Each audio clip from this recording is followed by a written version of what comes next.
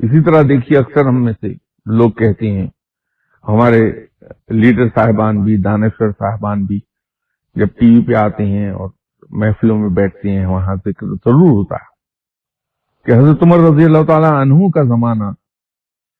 مسلمانوں کا سنہری دور تھا، اور بلا شبہ تھا، اس میں شک نہیں ہے کوئی، اس سے بہتر دور مسلمانوں پر کبھی نہیں آیا۔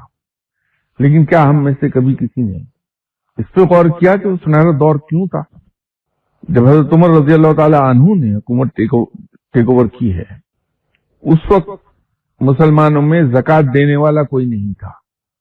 اور جب شہادت پائی ہے تو مسلمانوں میں زکوٰۃ لینے والا کوئی نہیں تھا۔ یہ ٹرانسفارمیشن جو ہے 180 ڈگریز اپوزٹ گئی ہے ایک حالت، یہ کیسے ہو گئی اتنی بڑی ٹرانسفارمیشن اتنے تھوڑے عرصے میں؟ یہ کبھی ہم میں سے کسی نے نہیں سنا۔ تو اگر حضرت عمر رضی اللہ تعالی عنہ کے دور کو ہم ایگزامن کریں، ایک حیران کن چیز سامنے آئے گی آپ کے کہ حضرت عمر رضی اللہ تعالی عنہ اور دوسرے بعد میں آنے والے حکمران جتنے بھی تھے ہمارے آج تک کے، صرف ایک جگہ جا کے فرق پڑتا ہے کہ حضرت عمر رضی اللہ تعالی عنہ نے ایڈمنسٹریشن اور مینجمنٹ کا ایک بنیادی اصول پوری قوت کے ساتھ امپلیمنٹ کیا ہے، اس میں کہیں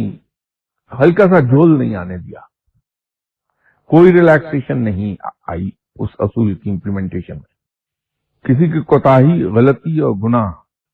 انپنشڈ نہیں رہے گا، اسے سزا دی ہے، اور بغیر یہ دیکھے کہ وہ بیٹا ہے یا کوئی رشتہ دار یا کوئی صحابی یا کوئی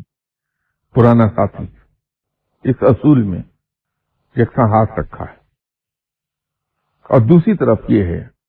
کہ اچھے کام کا ریوارڈ ضرور دیا ہے، خواہ وہ اچھا کام کسی دشمنی نے کیا ہے اس کو ریوارڈ ضرور دیا ہے،